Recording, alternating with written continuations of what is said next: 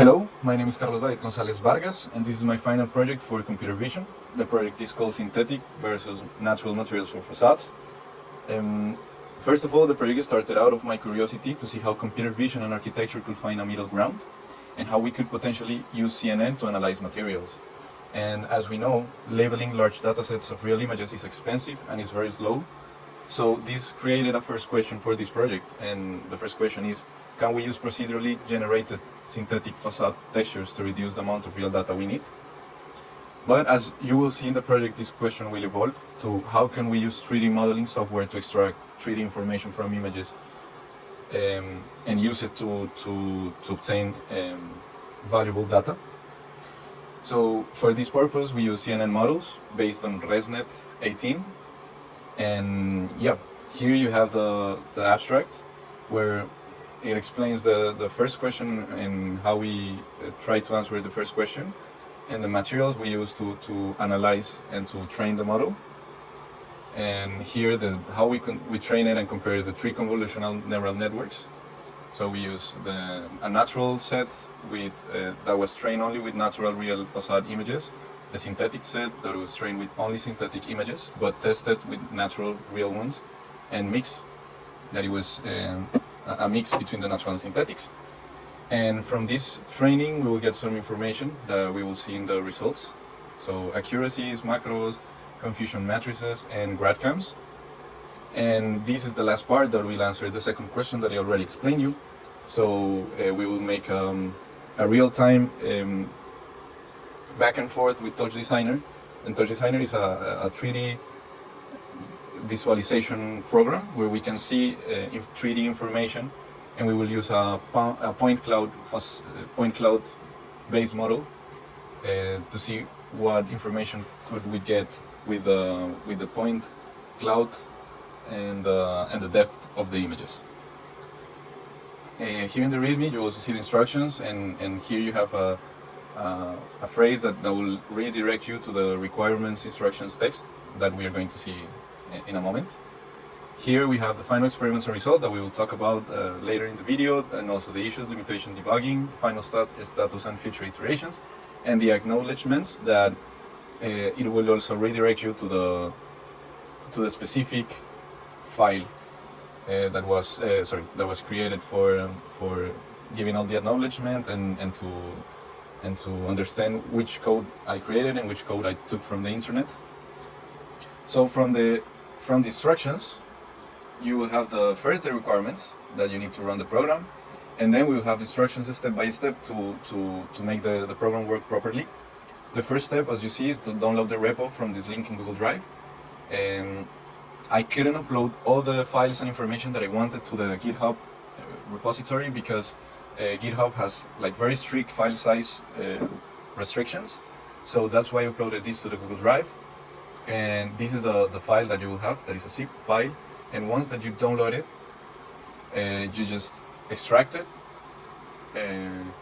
in this direction. And this is very important so the program runs properly. You will see that later we have a code that is the server that connects in real time with TouchDesigner, and if we don't use this direction, then the program probably will fail. And here it's important that you put your username.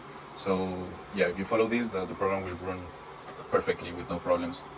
And once that is the zip file is already extracted, you will see that the structure of this, the repository and this one is the same. The only difference is that you are not going to have the data folder in the GitHub, because it was the size, it was very big to GitHub to receive. Because here in data we have all the images that were used to train the models. So yeah, that's the first difference. The second difference is that in checkpoints, you're not going to have 3 of the most important files, because those files are the ones that save the information given by the model, by the different models. And the third difference is that in results, in TD, that is TouchDesigner interaction, you will have all the videos of how the interaction between TouchDesigner and the server and the Python server worked in real time. So those are the 3 main differences. But I will use GitHub for the moment, and if I need to show you any difference, I will use the folder that was downloaded from Google Drive. So first we have the checkpoints, and as I told you, this was one of the first differences. And here you will have the confusion matrix, that you have the confusion matrix of the best analyzed model. So yeah, this is information of how it worked. And as I told you, you are not going to have these 3 files in the GitHub. These are the checkpoints for each of the models that were trained and were tested. So these 3 files are very important to later work with the server and work with the Grad-CAM. So it's very important that you download the Google Drive file. Then I will continue here in the GitHub. We have the configurations. The configurations are files that save the values used to run the same codes. So for example, we have a code that is trained, that is a code written in Python, and here we give the information to run it. For example, for the synthetic images, we will give the train direction, that is synthetic train, and this direction that will be data scene val. And the same will happen with the mixed set and with the natural set. So yep. Then we have the evaluation configurations that we will use to understand which of the 3 models work better. And at the end, this is the one that we are going to use, and this is the part that it will be changing depending on the model that we are evaluating. Then we have the weekly logs. Here you can see how all the steps that I follow each week to make this program possible. Then we have the results folder, and as I told you, in the results folder we will have the TouchDesigner interaction, and here in GitHub we only have 2 videos because of the size restrictions. But in the Google Drive file folder we have all the 4 videos of how TouchDesigner interacted with the server. And then we will have 1 folder for each of the models that were trained, and for each one of the folders we will have a latency that shows how the program run. And then inside the cams we will have cams for each of the test images that were tested to see how the program saw the images. And then we have this folder that is the best evaluation, where we see which one of the 3 models was the best, and we will have a confusion matrix for each one of the labels, and see how the model did, and if it was if it was a lot of confusion between the labels and the classes. And yeah, we also have the metrics. So the accuracy, the checkpoint, and the macro. So now we will go to the folder scripts, where we will have the smoke sets files. These were files to create the fast data sets of synthetic images, just to run the program faster, to find errors or mistakes during coding. And we have the synthetic façades file, where we will create synthetic images, and this will be the final code for the synthetic façades. And then we have the source code, where we have all the muscle of the project. These files will be running depending on the instruction step that we are right now. So here you will see that we will have all the commands to run the program properly. And of course, inside of each one of the files you will have comments of how it works. But to summarize it, we have the train Python file where we train the models. We will have these 2 are codes that I developed, but I didn't finish, or I didn't implement it to the end. It was not necessary, but I wanted to go a little bit further. We have the inference server, that is the main code to make the program listen and to reply to TouchDesigner in real time. We have the evaluation report that it will create the final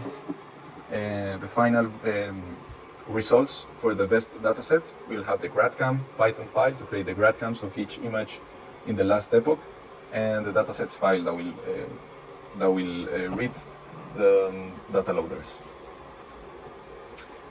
And finally, we have the TouchDesigner folder. here we have literally just the two files needed for the program to work properly. First is the TouchDesigner file that you will open as it is, and then the callbacks reference that is a Python file to also make the server work as intended. Okay, so now that we already saw each of the elements of the GitHub, I will run an example of how to run the program properly. And for that, we will use the instructions. So once that you download the folder, we will start running the instructions step by step. And this will work as a final video, but also as a final tutorial to make the program work properly, because as there are a lot of elements, it's important that you follow each of the steps to make it work as intended. So the first step was to download the repo from the Drive Google link, then to unzip the folder in the direction that was given, and then we will run our PowerShell from our Microsoft machine. From this moment and on, we will run the commands that are written in the instructions. I try to write these commands as easy as possible to make it general to everyone that wanted to use this code, so we'll start running the code. The first step is to create the environment that we'll be calling CV façades. Once that we created the environment, we will set the environment so we can activate it. Once that is activated, I'll recommend to install all the dependencies. I know that you might have it downloaded, but I will do it again just to show you how it works.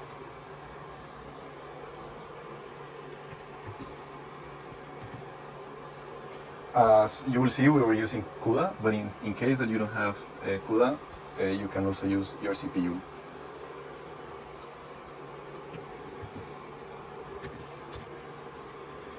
So once that all the dependencies have been downloaded, we will direct ourselves to the folder file.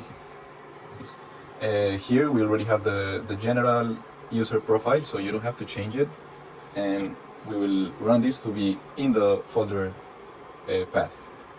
Here you have the fifth step is to create the synthetic facades. I already create them, so I'm not going to overwrite the information that I already have, but in case that you want to run it just to see how it works, you can use this command. Then we will train the first model that is only with natural images, so we'll run it, and while we wait for this to run, I'll show you the data that we use. So first I went to internet and tried to collect as many images as possible of brick textures, and I did that for each one of the labels that we have. This is the raw files. Then we will have the natural files that are the natural images that we used, and here you will see also the synthetic images that we used to train the models. Now we wait to the epochs to train the program. Okay, as you can see, we can see the accuracy and everything while we train the model, and we will see the final metrics that are going to be saved in the specific direction, the specific path. Once that the natural images have been trained, we will run the same code but with the synthetic training configuration. And now we will train the mixed dataset. So once that all the datasets were trained, we will see all the data here, and we will do the evaluation report to have the final results. These steps I will do them again because as the model was trained again, the results might be different. And finally, once that the evaluation report was created, we will run the code for each of the Grad-CAMs for each of the trained models. Here you can see that the limit is set to 0, is because I wanted to see all the images that were tested. As the dataset is not that big, is something that we can do, and we can understand better what the program was seeing in each image. This way we're creating the Grad-CAMs of the test images for each one of the models. Okay, so once that we already did everything, we will have our results. Sorry, we will have our results here, our results.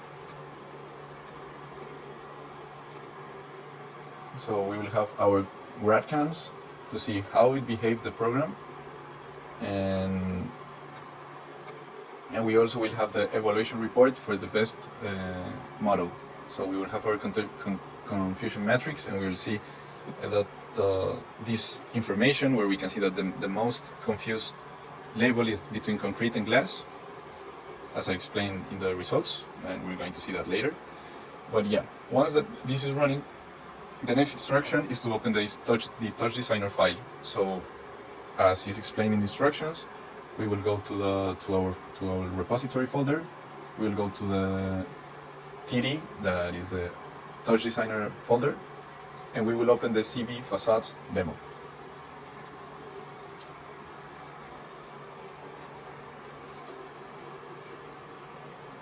So I'll continue from here in the instructions. But the most important step to follow in this moment is that the program is running and is responding. So if we click the play button, like all the arrows are running, then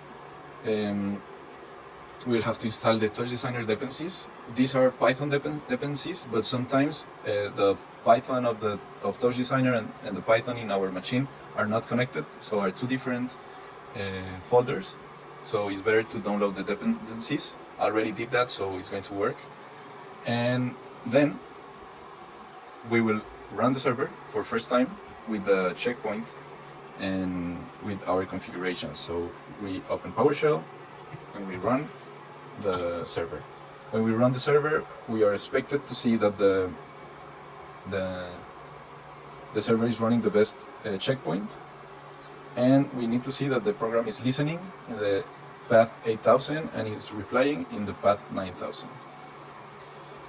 And these last two steps, I will explain them directly in TouchDesigner, but the important thing is that right now, from TouchDesigner, if we run it, we will need to see that the server from TouchDesigner and the server in our PowerShell is responding. So every time that we click on this button, that says button, the Analyze button, we will receive information from PowerShell.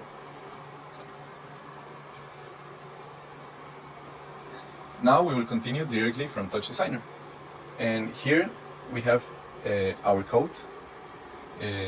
Once that we already have everything working properly, we can hide this part of the program, and we will focus just in our code. TouchDesigner is a block-based programming program, and the most important part is that here you will have different colors for each of the information that is being analyzed at the moment. First, we have the purple ones that have visual information, like images or like 3D models. The pink ones are data blocks where we will have code. This code is also commented in case that you want to see what each of the blocks is doing. And then we have green data, and this green data is very good at label classes and to show us written information. And then we have this one that is the button, that is just like a boolean that is true when it's pressed and is false when it's not pressed. So we know that the program is already running with our code and with the server. So the first part that you will need to run to make it properly is to check that the images are have a path that is real in your computer. So here I have the CD gun that is my username, but you will need to change all the purple ones that says like movie in or something that is an input. So you can change it to your own data and your own path. I tried to make it to make a generic path, but it's not possible from TouchDesigner. And yeah, right now, if you want to visualize visualize the information that is being created and worked right now. You just need to push on the blue buttons, and these blue buttons will show you in the back what is the information that is being processed right now. So right now we have connected a vegetation image, and we see that the program is giving the information correctly. But for example, if we connect a brick image, if we run it, we will see that these labels will change to brick, and we will show us the max confidence and the confidence that the information is a brick. And here in this part of the program, we have information that will change the color depending of the image that is being analyzed. So for example, in case it's a brick, it will be red. If it's vegetation, it will be green. And we will have the information here behind that says that the class that is being analyzed of the image and the confidence of the confidence of the decision. And yeah, I'll show you with metal. For example, here we had a mistake when using the program, so the confidence is confused between concrete and metal. So this is a problem of the trained model. But we will continue with the vegetation, because we know that this one is giving the information correctly. The good thing is that if, for example, if we search an image from the internet, whatever we want, so if we go to Google and we download whatever texture we want, I will go, I don't know, for example, this one, and we download it and we put it in a, for example, here in the test one, and we choose this new image that we just downloaded from the internet.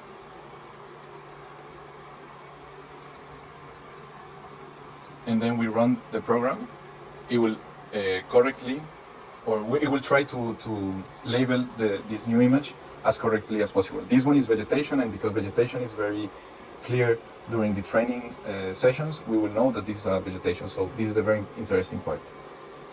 And then we have the 3D modeling analyzing part, and the only thing that you need to make in this part is literally to do the same thing, to check that the path is the one in your computer, that is not to my computer.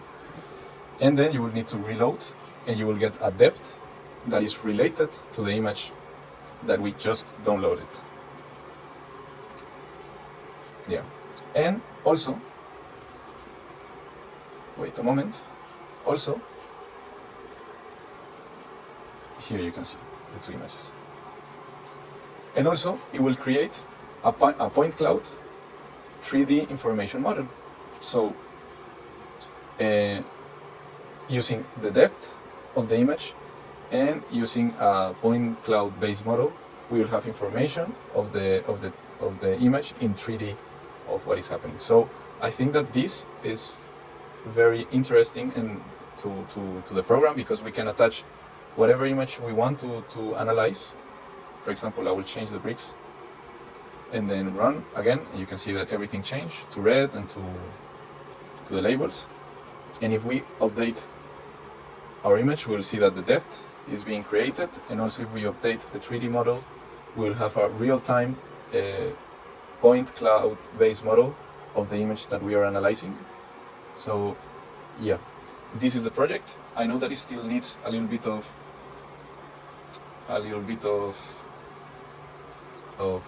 work, but that's the important part of this project that is not ending in this moment, but I will be continue working on this project. And yeah, that was it. So the last step is to enjoy the TouchDesigner interface and the 3D point cloud based model. So one last thing that I didn't explain properly is about the images paths. I know that I already said something, but it's important that I repeat this part. So for the images that you're going to analyze, so the movie ins, the inputs of the program, these ones can have whatever path you want. So it could be an image that you download from the internet or whatever image you want. So this path, it will be, yeah, whatever you want in your computer. The one that is in the saver here is important that follows the path that takes you directly to the image that is inside the repository. So for example here, you remember that we had this folder that is called runtime. This image that is called TD input is important. As you see, it's changing because this image is always saving and saving and saving, like over and over. So it's important that this path is the same to this image. So when we open this, it's important that we go to runtime inside our repository folder and choose this image. Again, for these images, it could be whatever you want. And for down here, for these images, for the depth, we will need to go also to our repository folder, select runtime, select the folder depth, and select the image that shows the depth. And the same happens with the point cloud based model. We will need to go to the depth folder and choose the point cloud model. So this path should be this one, to this file. Yeah, and to close the project, we will read the final experiments and results. So we know that the natural model was the best model trained. The synthetic model is still presenting problems, and this is mainly because of how the information is encoded. So we need to create valuable, meaningful synthetic textures in order to make the program better. I was thinking of using AI generated images with APIs, and that will be something that I will be implementing in the future. And we know that the mixed model closed the gap between synthetic and natural models. And the mixed model worked especially good, for example, with labels like brick or vegetation, where our synthetic patterns were very precise.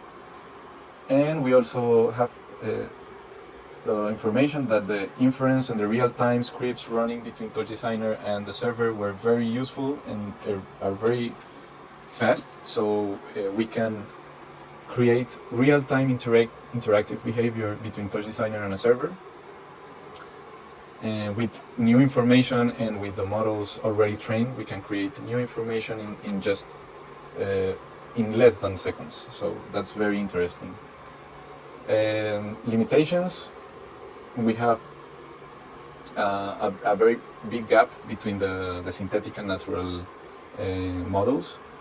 The current synthetic textures do not capture all complexities of real facades, so that's why for next time I will try to create mixed materials, use better occlusions, and more information that could give the model more information to analyze the images and the textures. The biggest confusion was with the glass texture, because the glass texture is normally with more than one material, so you can see it in a context with a building, or you can see it behind another texture or information. And the real-time TouchDesigner setup, I spent a lot of time debugging the program, so the program will run correctly. And it also needs to manage the performance, so the code, it cannot be that complex. It needs to be like very simple to run on real time. And the final status is that the project is functional complete. We did all the 3 experiments, the train and evaluation of each one of the models. We had our metrics, our confusion matrices, and our Grad-CAMs. We did our real-time classifier in TouchDesigner and created the 3D point cloud model. And for future iterations and research, I would like to extend the semantic segmentation. I would like to improve the synthetic data with more realistic 3D lighting. I would also like to improve the natural data, because right now the folders are not that complete, and I would like to the dataset to be bigger and to have more quality images. I would like to also improve the readability of the point cloud based model and the representation of this information in real time. And that way we could continue with the analysis of the 3D models and probably obtain 3D information from 2D images and create like an interesting back and forth between the program and the images. So yeah, here I will leave this so we can experiment a little bit more, and hopefully you like the project. It took me a lot of time, and I'm very happy with the results. And of course, this is a program that we'll be developing with the time. And yeah, I hope that you liked it, and thank you so much for your time. And that's it.